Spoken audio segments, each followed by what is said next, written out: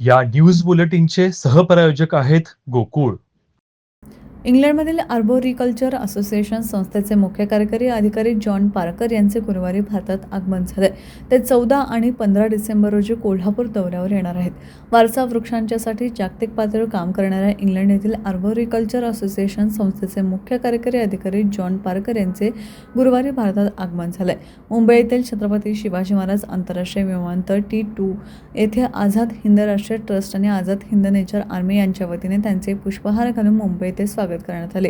यावेळी वृक्ष संवर्धन तज्ज्ञ वैभव राजे यांच्या समेत आझाद हिंद राष्ट्रीय ट्रस्टचे मुकुल म्हात्रे, राहुल कांबळे, पंकज देहगावकर, महेंद्र हौसनूर उपस्थित होते. कोल्हापूर जिल्ह्यातील वारसा वृक्ष हे आंतरराष्ट्रीय नकाशावर यावेत यासाठी आझाद हिंद राष्ट्रीय ट्रस्ट आणि आझाद हिंद नेचर आर्मी प्रयत्नशील आहेत. जागतिक पातळीवर यासाठी काम करणाऱ्या UK आर्बोरिकल्चर असोसिएशन या संस्थेचे मुख्य कार्यकारी अधिकारी जॉन पार्कर यांच्याशी संस्थापक अध्यक्ष राहुल मगदूम यांनी संपर्क केला. त्याला समाधानकारक प्रतिसाद देत जॉन पार्कर यांनी भारतामध्ये कोल्हापूर येथे गेल्या महिन्यात येणार होते, परंतु काही कौटुंबिक अडचणीमुळे त्यांना येता आले नाही. ते 14 ते 15 डिसेंबर रोजी कोल्हापूर दौऱ्यावर येत आहेत.